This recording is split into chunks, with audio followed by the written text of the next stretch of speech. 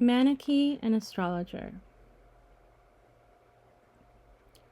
During the same period of 9 years, from my 19th to my 28th year, our life was one of being seduced and seducing, being deceived and deceiving, in a variety of desires.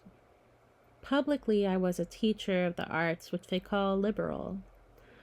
Privately, I professed a false religion, in the former role arrogant, and the latter superstitious, in everything vain. On the one side, we pursued the empty glory of popularity, ambitious for the applause of the audience at the theater, when entering for verse competitions to win a garland of mere grass, concerned with the follies of public entertainments and unrestrained lusts. On the other side, we sought to purge ourselves of that filth by supplying food to those whose title was the elect and holy, so that in the workshop of their stomach they could manufacture for us angels and gods to bring us liberation. This was how my life was spent, and these were the activities of myself and my friends, who had been deceived through me and with me. Proud people may laugh at me. As yet they have not themselves been prostrated and brought low for their soul's health by you, my God. But I shall nevertheless confess to you my shame, since it is for your praise. Allow me, I pray you, grant me leave to run through my memory, as it is in the present of the past twistings of my mistaken life, and to sacrifice to you a victim of jubilation. Without you, what am I to myself but a guide to my own self-destruction? When all is well with me, what am I but an infant sucking your milk and feeding on you, the food that is incorruptible? What is a human being, name anyone you may please, when he is merely a man? So let the mighty and powerful laugh at our expense. In our weakness and indigence, we may make our confession to you. In those years, I used to teach the art of rhetoric. Overcome by greed myself, I used to sell the eloquence that would overcome an opponent. Nevertheless, Lord, as you know, I prefer to have virtuous students, virtuous as they are commonly called. Without any resort to a trick, I taught them the tricks of rhetoric, not that they should use them against the life of an innocent man, but that sometimes they might save the life of a guilty person. God, from far off you saw me falling about on slippery ground, and in the midst of such smoke, discerned the spark of my integrity, which in my teaching office I manifested to people who loved vanity and sought after a lie. In those years, I had a woman. She was not my partner in what is called lawful marriage. I had found her in my state of wandering and lack of prudence. Wandering desire and lack of prudence. Nevertheless, she was the only girl for me, and I was faithful to her. With her, I learned by direct experience how wide a difference there is between the partnership of marriage entered into for the sake of having a family and the mutual consent of those whose love is a matter of physical sex, and for whom the birth of a child is contrary to their intention, even though, if offspring arrive, they compel their parents to love them. I also recall how, when I had decided to enter for a poetry competition at the theater, a soothsayer of some sort sent to ask what fee I would give him to ensure victory. But I replied that I hated and abominated those vile mysteries, and that even if the crown were immortal and made of gold, I would not allow a fly to be killed to bring about my success. For in his mysteries he would be going to kill animals, and by offering these creatures in honor of demons, his intention was to gain their support for my winning. Yet my rejection of this evil proposition was not motivated by respect for the purity which you enjoin, God of my heart. I know nothing about love for you. I knew nothing about love for you, of whom I had no conception, other than of physical objects luminous with light. In sighing after such fictions, does not the soul commit fornication against you, and trust in lies, and feed the winds? I refused sacrifice to demons on my behalf, yet by adherence to the superstitions, I sacrificed myself to them. What is it to feed the winds, if not to feed the spirits? That is, by one's errors, to become an object of delight and derision to them. On the same ground, I did not cease openly to consult those impostors called astrologers, because they offered, so to speak, no sacrifices, and no prayers were addressed to any spirit for the purposes of divining the future. Yet a true Christian piety consistently rejects and condemns this art. It is good to make confessions to you, Lord, and to say, "Have mercy on me, heal my soul, for I have sinned against you." I must not abuse your mercy so as to make it a license for sin. But remember the Lord saying, "Look, you are made whole. Now do not sin, lest something worse happen to you." Astrologers try to destroy this entire saving doctrine when they say, "The reason for your sinning is determined by the heaven, and Venus or Saturn or Mars was responsible for this act." They make a man not in the least responsible for his faults, but mere flesh and blood and putrid pride, so that the blame lies with the creator and orderer of the heaven and stars. And who is this but our God, sweetness and source of justice, who will render to every man according to his works, and does not despise a contrite and humble heart? At that time there was a man of good judgment, very skilled in the art of medicine, and in that respect of high reputation. By virtue of his office as proconsul, not as a medical expert, he had with his own hand placed the crown in the poetry contest upon my sick head. For you alone are the healer of the disease that afflicted me, you who resist the proud but give grace to the humble. Nevertheless, even by means of that old man, you did not fail to help me or miss the opportunity of bringing healing to my soul. I came to know him well and became an assiduous and regular listener to his conversation. Although his prose style was not highly cultured, his opinions were lively and expressed in a delightful and serious manner. From my remarks, he discovered that I was addicted to the books of those who cast horoscopes. In a kind and fatherly way, he advised me to throw them away and not to waste on that nonsense the care and labor required for useful matters. He told me that he had himself studied astrology so far that in his early years he had intended to take it up formally as a way of earning his living, saying that if he had the capacity to understand Hippocrates, he would be able to understand these books also. Nevertheless, he had given up the subject and pursued medicine for the simple reason that he discovered astrology to be utterly bogus. Being a serious-minded person, he did not wish to make a living out of deceiving people. "But you," he said, "have the profession of a teacher of rhetoric, by which you earn your living in human society. You are pursuing this desultory subject in your free time, not out of any necessity to raise additional income.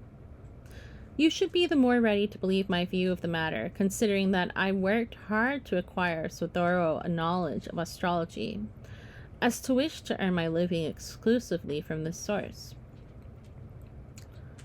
I asked him why it was that many of their forecasts turned out to be correct. He replied that the best answer he could give was the power apparent in lots, a power everywhere diffused in the nature of things. So when someone happens to consult the pages of a poet whose verses and intention are concerned with a quite different subject, in a wonderful way, a verse often emerges appropriate to the decision under discussion. He used to say that it was no wonder if from the human soul, by some higher instinct that does not know what goes on within itself, some utterance emerges not by art, but by chance, which is in sympathy with the affairs or actions of the inquirer.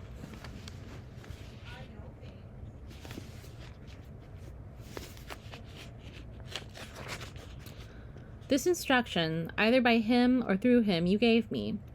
The doubt which you imprinted in my memory I was later to follow up with a personal investigation. But at that time, neither he nor my dearest friend, Nebridius, a thoroughly good and entirely chaste young man who thought all kinds of divination ridiculous, was able to persuade me to abandon it.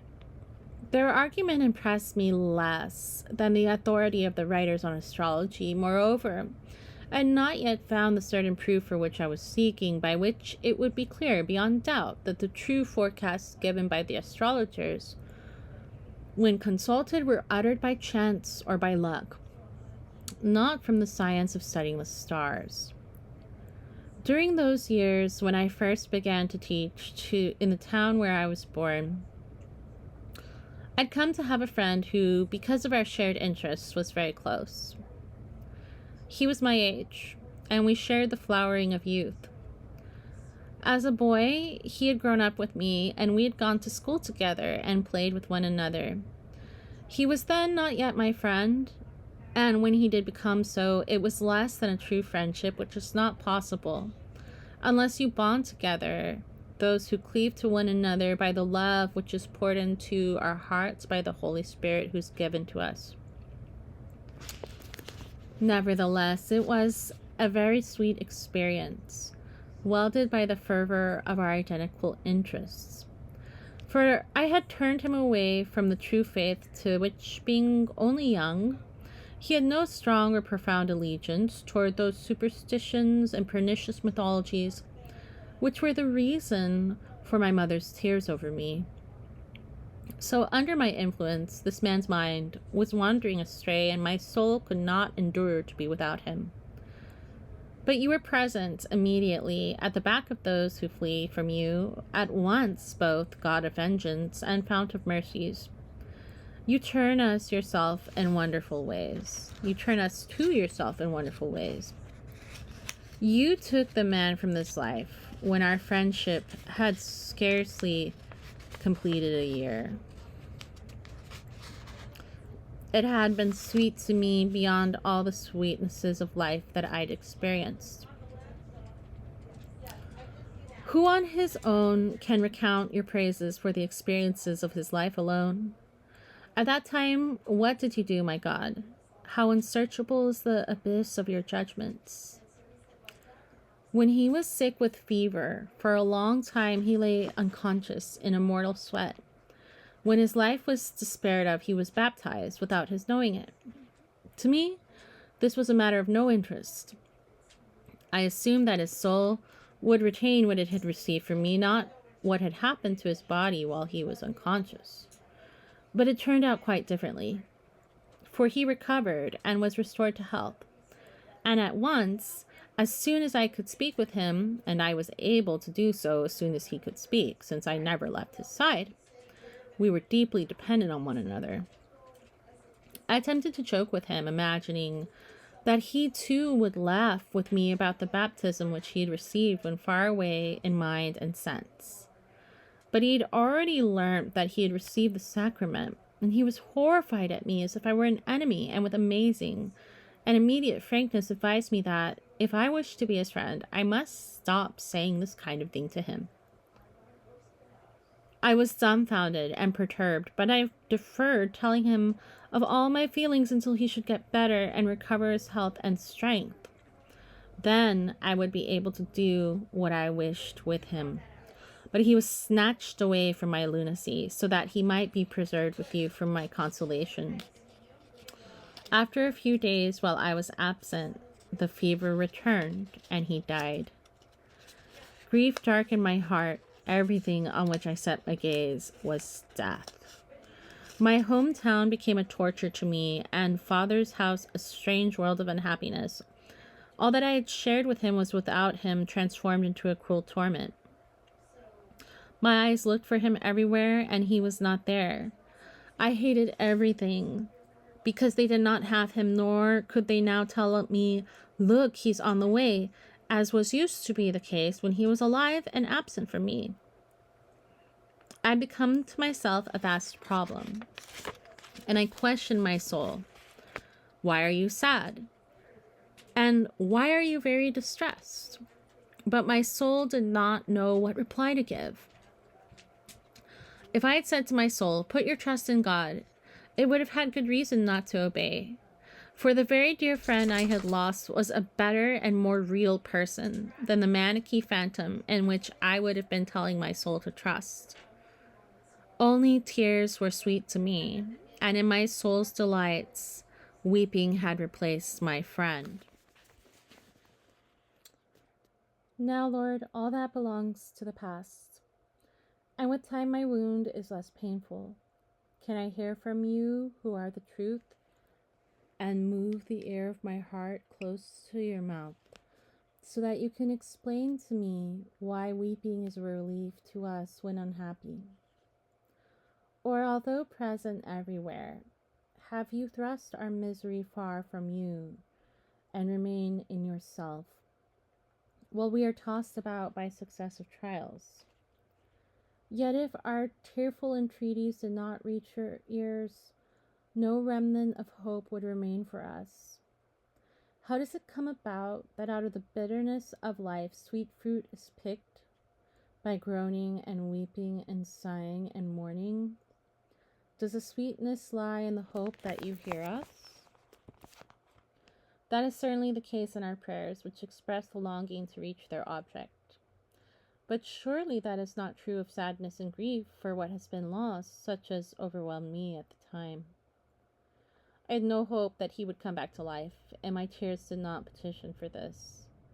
I merely grieved and wept. I was in misery and had lost the source of my joy. Or is weeping really a bitter thing which gives relief only when we cannot bear to think of the things which formerly we enjoyed, and which is pleasurable at the moments when we shrink from the memory of them? Why do I speak of these matters? Now is the time not to be putting questions, but to be making confession to you. I was in misery, and misery is a state of every soul overcome by friendship with mortal things, and lacerated when they are lost. Then the soul becomes aware of the misery which is its actual condition even before it loses them. At that time, that was my state. I wept very bitterly and took my rest in bitterness. I was so wretched that I felt a greater attachment to my life of misery than to my dead friend. Although I wanted it to be otherwise, I was more unwilling to lose my misery than him, and I do not know if I would have given up my life for him, as the story reports of Orestes in Pylades. If it is not fiction, they were willing to die for each other together, because it was worse than death to them not to be living together. But in me, there had emerged a very strange feeling which was the opposite of theirs. I found myself heavily weighted down by a sense of being tired of living and scared of dying. I suppose that the more I loved him, the more hatred and fear I felt for the death which had taken him from me, as if it were my most ferocious enemy. I thought that since death had consumed him, it was suddenly going to engulf all humanity. That was, to the best of my memory, my state of mind. Look into my heart, my God, look within. See this as I remember it, my hope for you cleanse me from these flawed emotions. You direct my eyes towards you and rescue my feet from the trap. I was surprised that any other mortals were alive, since he whom I had loved as if he would never die was dead. I was even more surprised that when he was dead, I was still alive, for he was my other self. Someone has well said of his friend, he was half my soul. I had felt that my soul and his soul were one soul in two bodies, so my life was to me a horror. I did not wish to live with only half of myself, and perhaps the reason why I so feared death was that then the whole of my much-loved friend would have died. What madness not to understand how to love human beings with awareness of the human condition. How stupid man is to be unable to restrain feelings and suffering the human lot. That was my state at the time. So I boiled with anger, sighed, wept, and was at my wits' end. I found no calmness, no capacity for deliberation. I carried my lacerated and bloody soul when it was unwilling to be carried by me. I found no place where I could put it down. There was no rest in pleasant groves, nor in games or songs, nor in sweet-scented places, nor in exquisite feasts, nor in the pleasures of the bedroom and bed, nor finally in books and poetry. Everything was an object of horror, even light itself, all that was not. He made me feel sick and was repulsive, except for groaning and tears. In them alone was there some slight relief, but when my weeping stopped, my soul felt burdened by a vast load of misery. I should have lifted myself to you, Lord, to find a cure. I knew that, but did not wish it or have the strength for it. When I thought of you, my mental image was not of anything solid and firm. It was not you, but a vain phantom. My air was my God. If I attempted to find rest there for my soul, it slipped through a void and again came falling back upon me. I had become to myself a place of unhappiness in which I could not bear to be. But I could not escape from myself. Where should my heart flee to in escaping from my heart? Where should I go to escape from myself? Where is there where I cannot pursue myself? And yet I fled from my hometown, for my eyes sought for him less in a place where they were not accustomed to see him. And so from the town of Thagast I came to Carthage. Time is not inert. It does not roll on through our senses without affecting us. Its passing has remarkable effects on the mind. See, it came and went from day to day, and by its coming and going it implanted in me new hopes and other experiences to be remembering. Gradually it repaired me with delights such as I used to enjoy, and to them my grief yielded. But these delights were succeeded not by new sorrows, but by the causes of new sorrows. The reason why that grief had penetrated me so easily and deeply was that I had poured out my soul onto the sand by loving a person sure to die, as if he would never die. The greatest source of repair and restoration was the solace of other friends with whom I loved what I loved as a substitute for you. And this was a vast myth and a long lie. By its adulterous caress, my mind, which had itching ears, was corrupted.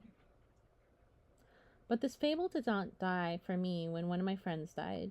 There were other things which occupied my mind in the company of my friends.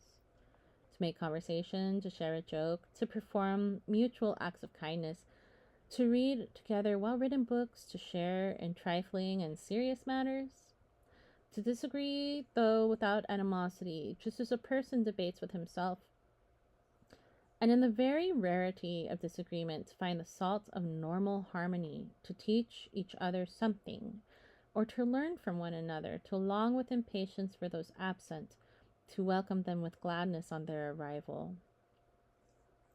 These and other signs come from the heart of those who love and are loved, and are expressed through the mouth, through the tongue, through the eyes, and 1,000 gestures of delight, acting as fuel to set our minds on fire, and out of many to forge unity. This is what we love in friends. We love to the point that the human conscience feels guilty if we do not love the person who is loving us. And if that love is not returned without demanding any physical response other than the marks of affectionate goodwill. Hence the mourning if a friend dies, the darkness of grief, and as the sweetness is turned into bitterness, the heart is flooded with tears. The lost life of those who die becomes the death of those still living. Happy is the person who loves you, and his friend in you, and his enemy because of you. Though left alone, he loses none dear to him, for all are dear in the one who cannot be lost. Who is that but our God, the God who made heaven and earth and filled them? By filling them, he made them. None loses you unless he abandons you, and when he abandons you, where can he go or fly for refuge? Unless it be to move from your serenity to your anger. Where can he escape from finding that your law is in his penalty, and your law is truth, and truth is you? O God of hosts, turn us and show us your face, and we shall be safe.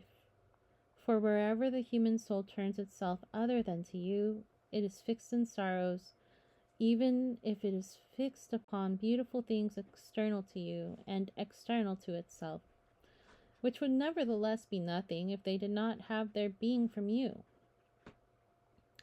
Things rise and set, and their emerging they begin as it were to be, and grow to perfection. Having reached perfection, they grow old and die. Not everything grows old, but everything dies. So when things rise and emerge into existence, the faster they grow to be, the quicker they rush towards non-being. That is the law limiting their being. So much have you given them, namely, to be parts of things which do not all have their being at the same moment, but by passing away and by successiveness, they all form the whole of which they are parts. That is the way our speech is constructed by sounds which are significant. What we say would not be complete if one word did not cease to exist when it has sounded its constituent parts, so that it can be succeeded by another. Let these transient things be the ground on which my soul praises you, God, creator of all. But let it not become stuck in them and glued to them with love through the physical senses. For these things pass along the path of things that move towards non-existence. They rend the souls with pestilential desires, for the soul loves to be in them and take its repose among the objects of its love. But in these things there is no point of rest. They lack permanence. They flee away and cannot be followed with the bodily senses. No one can fully grasp them, even while they are present. Physical perception is slow, because it is a bodily sense. Its nature imposes limitations on it. It is sufficient for another purpose for which it was made, but it is not adequate to get a grip on things that are transient from the moment of the intended beginning to their intended end. In your word through which they are created, they hear, from here as far as there. Do not be vain, my soul. Do not deafen your heart's ear with the tumult of your vanity. Even you have to listen. The Word himself cries to you in return. There's the place of undisturbed quietness where love is not deserted if it does not itself depart. See how these things pass away to give place to others, and how the universe in this lower order is constituted out of all its parts. Surely I shall never go anywhere else, says the word of God. Fix your dwelling there. Put in trust there whatever you have from him. My soul, at least now that you are wearied of deceptions. Entrust to the truth whatever has come to you from the truth. You will lose nothing. The decayed parts of you will receive a new flowering, and all your sickness will be healed. All that is ebbing away from you will be given fresh form and renewed, bound tightly to you. They will not put you down in the place to which they descend, but still stand with you and will remain in the presence of God, who stands fast and abides. Why, then, are you perversely following the leading of your flesh? If you turn away from it, It has to follow you. All that you experience through it is only partial. You are ignorant of the whole to which the part belongs. Yet they delight you. But if your physical perception were capable of comprehending the whole, and had not, for your punishment, been justly restrained to a part of the universe, you who would wish everything at present and being to pass away, so that the totality of things could provide you with greater pleasure. The words we speak you hear by the same physical perception, and you have no wish that the speaker stop at each syllable. You want him to hurry on so that other syllables may come, and you may hear the whole. That is always how it is with the sum of the elements out of which unity is constituted, and the elements out of which it is constituted never exist all at the same moment. There would be more delight in all the elements than in individual pieces if only one had the capacity to perceive all of them. But far superior to these things is He who made all things, and He is our God. He does not pass away, nothing succeeds Him.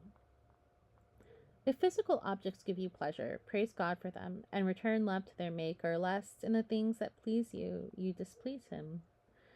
If souls please you, they are being loved in God, for they also are mutable, and acquire stability by being established in Him. Otherwise, they go their way and perish. In Him, therefore, they are loved. So seize what souls you can to take with you to Him, and say to them, Him we love. He made these things and is not far distant. For He did not create and then depart. The things derived from Him have their being in Him. Look where He is, wherever there is a taste of truth. He is very close to the heart, but the heart has wandered from Him. Return, sinners, to your heart, and adhere to Him who made you. Stand with Him, and you will stand fast. Rest in Him, and you will be at rest. Where are you going to along rough paths? What is the goal of your journey? The good which you love is from Him, but it is only as it is related to Him that it is good and sweet. Otherwise, it will justly become bitter, for all that comes from Him is unjustly loved if He has been abandoned. With what end in view do you again and again walk along difficult and laborious paths? There is no rest where you seek for it. Seek for what you seek, but it is not where you are looking for it. You seek the happy life in the region of death. It is not there. How can there be a happy life where there is not even life? He who for us is life itself descended here and endured our death and slew it by the abundance of His life. In a thunderous voice, He called us to return to Him, at that secret place where He came forth to us. First, He came into the Virgin's womb, where the human creation was married to Him, so that mortal flesh should not ever be mortal. Coming forth from thence as a bridegroom from his marriage bed, He bounded like a giant to run His course. He did not delay, but ran crying out loud by His words, death, life, descent, and ascent. Words, deeds, death, life, descent, and ascent, calling us to return to Him. And He is gone from our sight, that we should return to our heart and find Him there. He went away and beheld where He is. He did not wish to remain long with us, yet He did not abandon us. He had gone to that place which He never left, for the world was made by Him, and He was in this world and came into this world to save sinners. To Him my soul is making confession, and He is healing it, because it was against Him that it sinned. Sons of men, how long will you be heavy at heart? Surely after the descent of life you cannot fail to wish to ascend and live. But where will you ascend when you are set on high and have put your mouth in heaven? Come down so that you can ascend and make your ascent to God. For it is by climbing up against God that you've fallen. Tell souls that they should weep in the valley of tears, So take them with you to God, for by his Spirit you declare these things to them, if you say it burning with the fire of love. At that time I did not know this. I loved beautiful things of a lower order, and I was going down to the depths. I used to say to my friends, do we love anything except that which is beautiful? What then is a beautiful object, and what is beauty? What is it which charms and attracts us to things we love? It must be the grace and loveliness inherent in them, or they should in no way move us.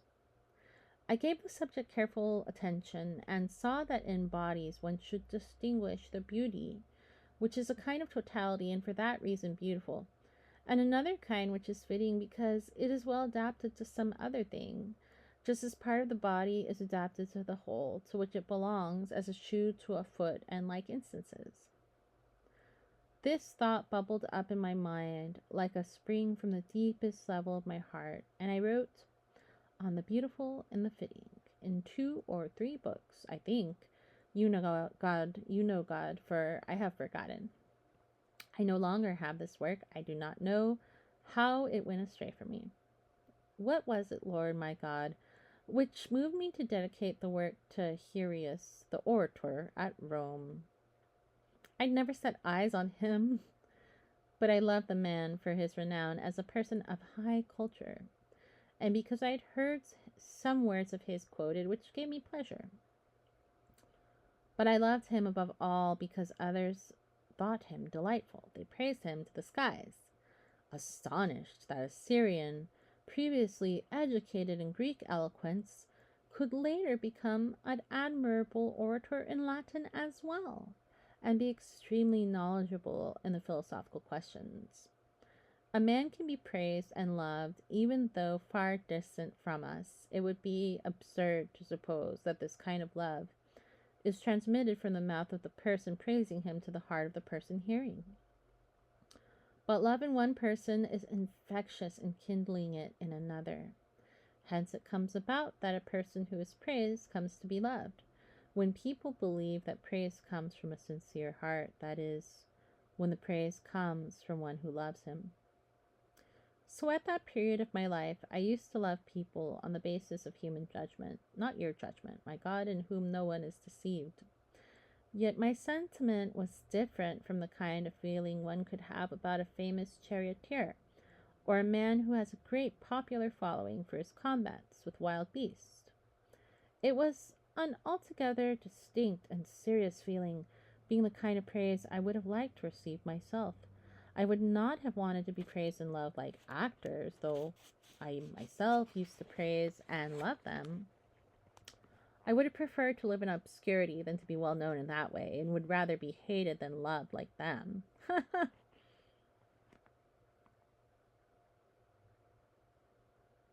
How does it come about that various kinds of love are felt in a single soul with different degrees of weight?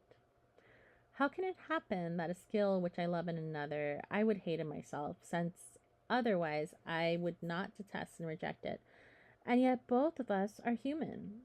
For he's not like a good horse, an object of love to someone who does not wish to be a horse, even if he could. The same may be said of an actor with whom we share the same nature. How is it that I love a human being, what I would hate to be, when I am also human? Man is a vast steep, whose hairs you, Lord, have numbered, and in none can be lost. Yet it is easier to count his hairs than the passions and emotions of his heart. But that orator was of the type which I so loved that I wanted to be like him, and I wandered away in conceit and was carried about by every wind, yet very secretly you were putting a check on me. How do I know, and how can I be sure, in making confession before you, that my love for him was aroused by the regard of those praising him rather than by the actual achievements which evoked their praise?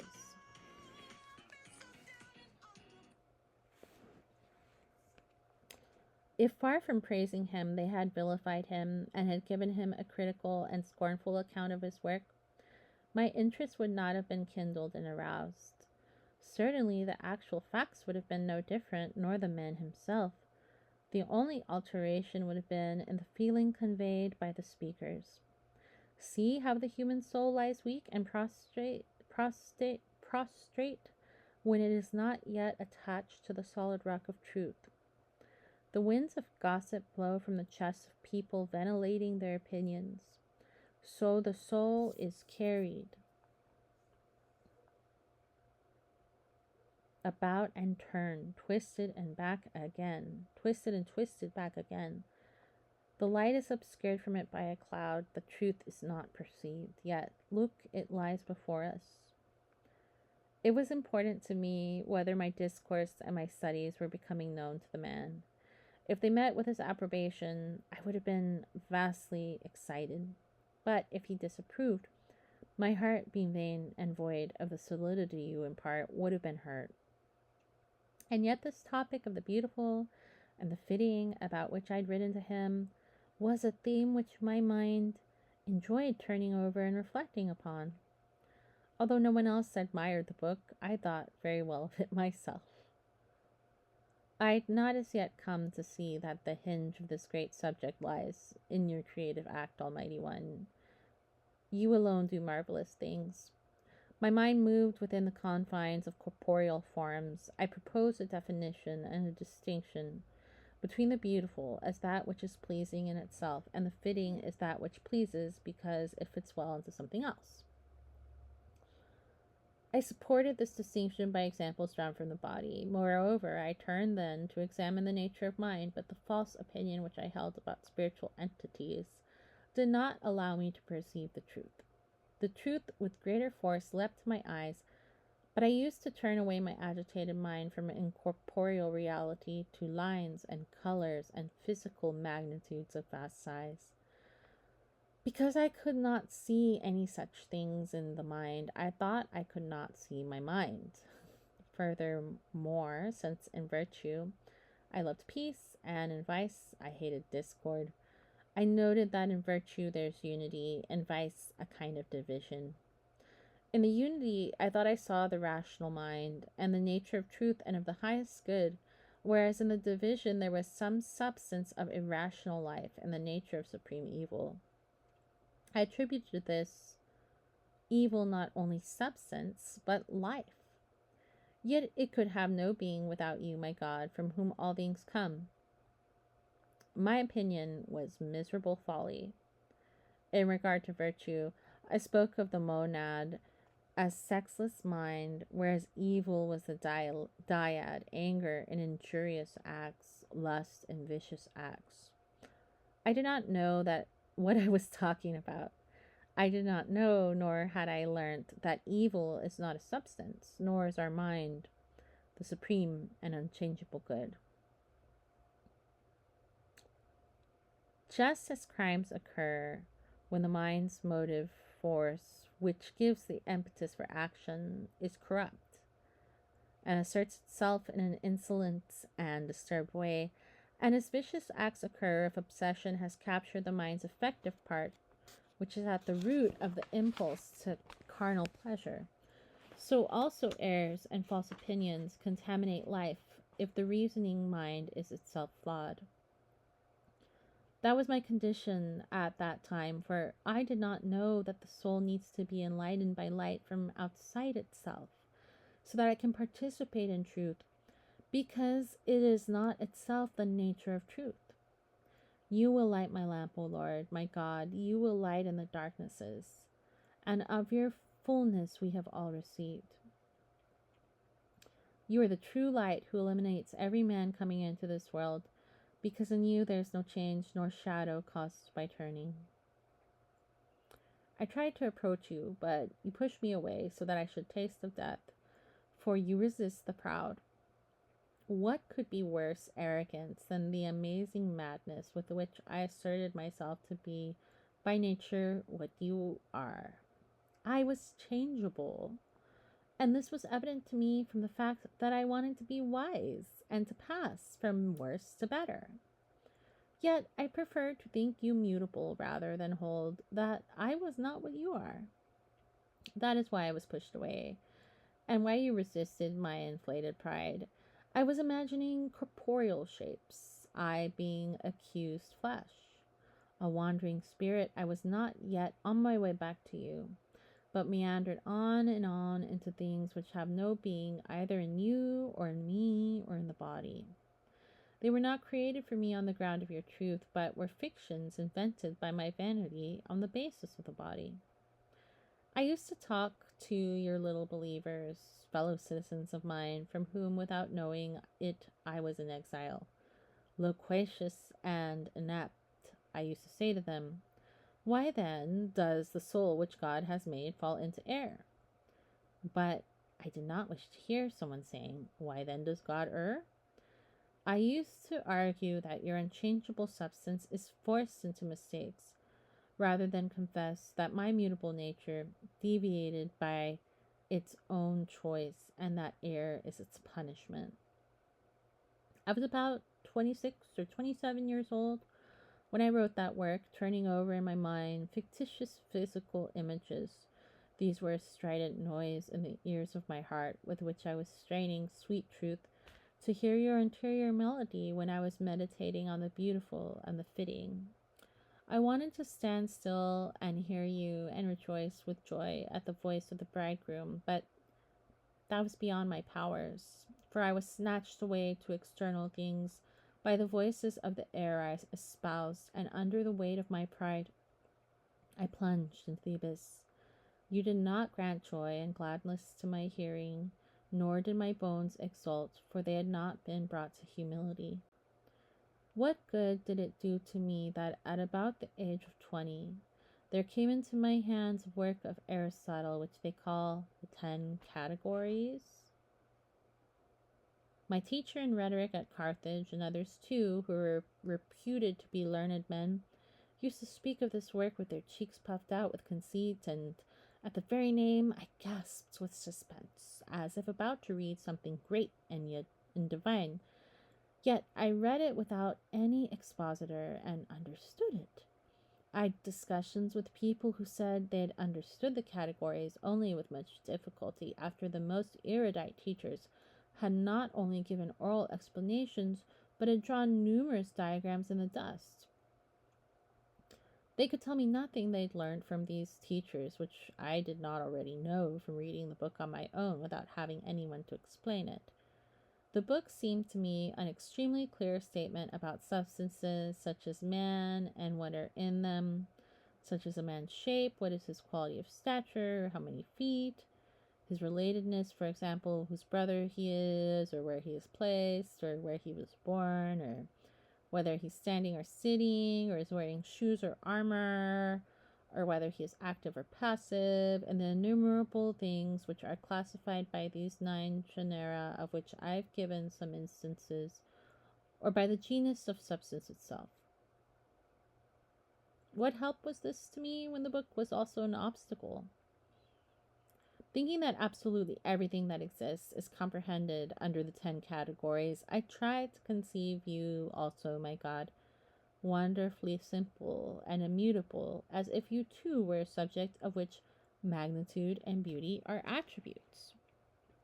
I thought them to be in you as if in a subject, as is the case of a physical body, whereas you yourself are your own magnitude and your own beauty. By contrast, a body is not great and beautiful by being body. If it were less great or less beautiful, it would nevertheless still be body. My conception of you was a lie, not truth, the figment of my misery, not the permanent solidity of your supreme bliss. You had commanded, and so it came about in me, that the soil would bring forth thorns and brambles for me, and that with toil I should gain my bread. Moreover, what advantage came to me from the fact that I had by myself read and understood all the books I could get a hold of on the arts which they call liberal, at a time when I was the most wicked slave of evil lusts? I enjoyed reading them, though I did not know the source of what was true inserted in them. I had my back to the light and my face towards the things which are illuminated. So my face, by which I was enabled to see the things lit up, was not itself illuminated. I learnt about the art of speaking, and disputing and about the dimensions of figures and music and numbers with no great difficulty and without a teacher to instruct me. You know, Lord my God, that quick thinking and capacity for acute analysis are your gift. But that did not move me to offer them in sacrifice to you, and so these qualities were not helpful but pernicious, because I went to much pains to keep a good part of my talents under my own control. I did not dedicate my courage to you, but I traveled away from you into a far country to dissipate my substance on meretricious lusts. What advantage did it bring me to have a good thing and not to use it well? I was not aware that these arts are very difficult to understand, even for studious and intelligent people, until I tried to explain them to such people and found the student of outstanding quality was the only one who did not lag behind me in my exposition. But what good did this do for me? I thought that you, Lord God in truth, were like a luminous body of immense size, and myself a bit of that body. What extraordinary perversity! But that is how I was, and I do not blush, Lord God, to confess your mercies to me and to call upon you, for at that time I was not ashamed to profess before men my blasphemies and to bark against you like a dog. What profit then was it for me at that time that my agile mind found no difficulty in these subjects, and that without assistance from a human teacher I could elucidate extremely complicated books, when my comprehension of religion was erroneous, distorted, and shamefully sacrilegious? Or what serious harm did it cause to your little ones that their intelligence was much slower? They did not wander away from you. In the nest of the church they would grow like fledglings in safety and nourish the wings of charity with the food of sound faith. O Lord our God, under the covering of your wings we set our hope. Protect us and bear us up. It is you who will carry us. You will bear us up from our infancy until old age. When you are our firm support, then it is firm indeed. But when our support rests on our own strength, it is infirmity. Our good is life with you forever, and because we turned away from that, we became twisted. Let us now return to you, that we may not be overturned. Our good is life with you and suffers no deficiency, for you yourself are that good. We have no fear that there is no home to which we may return, because we fell from it. During our absence, our house suffers no ruin. It is your eternity.